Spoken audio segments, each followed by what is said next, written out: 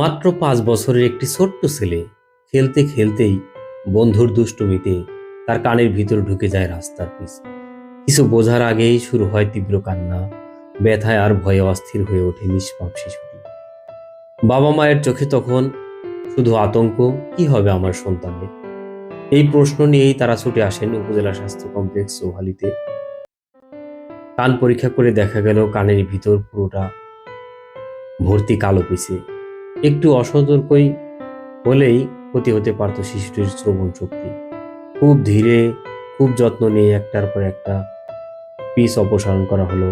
আর শেষ পর্যন্ত আলহামদুলিল্লাহ শিশুটির কান সম্পূর্ণ পরিষ্কার করা সম্ভব হলো। কান্নার জায়গায় ফিরে এলো হাসি, ভয়ের জায়গায় এলো স্বস্তি। একজন চিকিৎসক হিসেবে এই হাসিটাই আমার সবচেয়ে বড় প্রাপ্তি। এই ছোট ছোট জিনিস দেখে বাচ্চার বাবা মারা সচেতন হবেন। অসতর্কতা হলে